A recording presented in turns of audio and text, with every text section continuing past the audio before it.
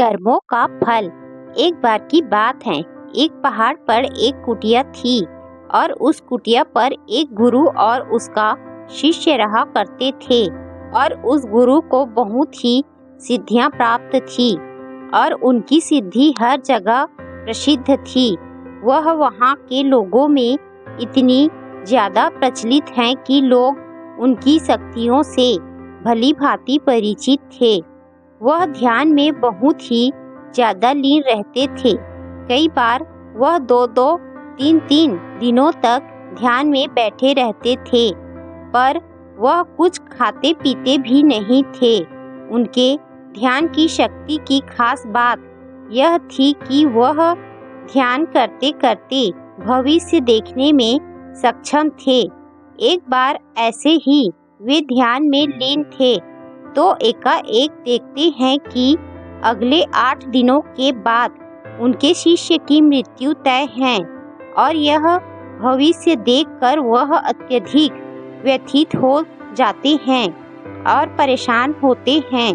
उनका ध्यान एकाएक भंग हो जाता है और वह सारी बातों को सोचकर घबरा जाते हैं और वह सोच में डूब जाते हैं कि मेरे शिष्य के पास जीवन के केवल 8 ही दिन शेष हैं। इसके बाद गुरु अपने शिष्य के पास जाते हैं और उसे कहते हैं कि मैं सोच रहा हूँ कि तुम अगले 8 दिनों के लिए अपने परिवार के पास उनके गांव में मिलने के लिए चले जाओ। यह बातें सुनकर उनका शिष्य बहुत ज्यादा खुश हो जाता है और वह अपने गुरु को कहता है कि गुरुजी, सच में मुझे भी बहुत दिनों से अपने परिवार वालों की याद आ रही थी। मैं भी सोच रहा था कि मैं भी अपने परिवार वालों के पास जाकर मिल लेता हूँ और वह अपने गुरु से आज्ञा लेते हुए पहाड़ी से नीचे की ओर चलना शुरू कर देता है। लेकिन वह इस बात पर ध्यान नहीं देता है कि उसके गुरु की आंखों में आंसू आए हुए होते हैं। वह चलते चलते पहाड़ से जैसे ही नीचे एक समुंदर के पास पहुंचता है तो देखता है कि एक रेत के टीले के पास चींटियों का घर था और उस घर से बहुत सारी चींटियां बाहर की तरफ आ रहे थे और बहुत सारी चींटियां अंदर की तरफ जा रहे थे। चींटियां आपस में बार बार टकराकर अपनी दिशा को खो देती थी और उसके बाद फिर से इधर-उधर चलना शुरू कर देती थी। यह देखकर उस शिष्य को बहुत ज्यादा आनंद आ रहा था, लेकिन वह एकाएक देखता है कि समुद्र की लहरें बहुत तेजी से उफान खा रही थी और शिष्य को समझ आ जाता है कि कुछ ही पलों के अंदर यह सारा पानी चींटियों के घर में घुसकर उनका घर को तोड़ देगा और उसकी वजह से बहुत सारी चींटियों की जान चली जाएगी।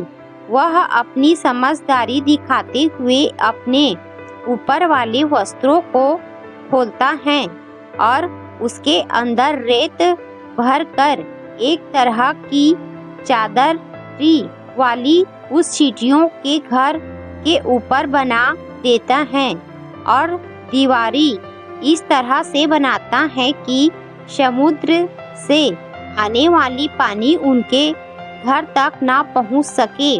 साथ ही साथ वह अपनी समझदारी दिखाते हुए एक तरह की नाली बनाता है जिसकी वजह से वह समुद्र की तरफ से आने वाला पानी उस नाली में बहकर दोबारा समुद्र में जा सकता है। इस समझदारी की वजह से बहुत सारी चींटियों की जान बचा लेता है और आने वाली एक नाव में बैठकर अपने घर की ओर समुद्र पार करके निकल जाता है। वह अपने परिवार के साथ आता है और उसे पता भी नहीं चलता कि कैसे समय गुजर जाता है। वह अपना सामान बांधकर सोचता है कि अगले दिन मैं अपने गुरु के पास वापस चला जाऊंगा। अगले ही दिन मैं सुबह सुबह वह अपने गुरु के पास जाने के लिए निकल जाता है। वहाँ उसके गुरु कुटिया में बहुत ही ज्यादा दुखी होते हैं। उनको लगता है कि उनके शिष्य के 8 दिन पूरे हो गए। अब तक तो मेरा शिष्य इस दुनिया को छोड़कर जा चुका होगा।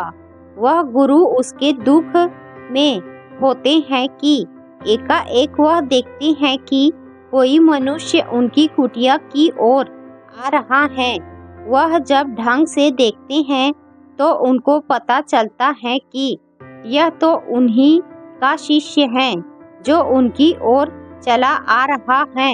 वह दौड़कर एकाएक अपने शिष्य के गले लग जाते हैं और अपने शिष्य का हालचाल पूछते हैं और शिष्य यह देखकर चौंक जाता है। गुरु को समझ नहीं आता है कि कैसे उनका देखा हुआ भविष्य गलत हो गया। वह अपने शिष्य से पूछते हैं कि बेटा, तुमने इस 8 दिनों में क्या क्या किया? शिष्य अपने परिवार के साथ बिताए हुए सारे पलों के बारे में बता देता है, लेकिन उसके गुरु को ऐसा कुछ भी इन 8 दिनों में खास नहीं लगा। फिर शिष्य कहता है कि मैं आपको एक बात बताना भूल गया। जब इस पहाड़ी से मैं नीचे समुद्र की ओर गया था, तब मैंने ऐसे ही एक चींटियों की जान बचाई थी। उसके बाद गुरु समझ जाते हैं कि उसके कर्मों की वजह से ही वह शिष्य बच पाया था और गुरु एकाएक कहते हैं कि कर्म जरूर लौट कर आते हैं। तो साथियों, इस कहानी से हमें यह सीख मिलती है, जीवन में हमेशा ऐसे कर्म करो जो कि कभी लौट कर भी आए तो आपका भला ही करे। हमारे कर्म हमेशा लौट कर वापस जरूर आते हैं, तो हमेशा ध्यान रखें, किसी का भी बुरा ना सोचे, ना ही किसी का बुरा करे, सबका भला सोचे और यदि कोई बुरा भी करता है तो उसको भगवान के भरोसे छोड़ दे, क्योंकि भगवान सभी को एक दिन सबका कर्म जरूर लौट आते हैं।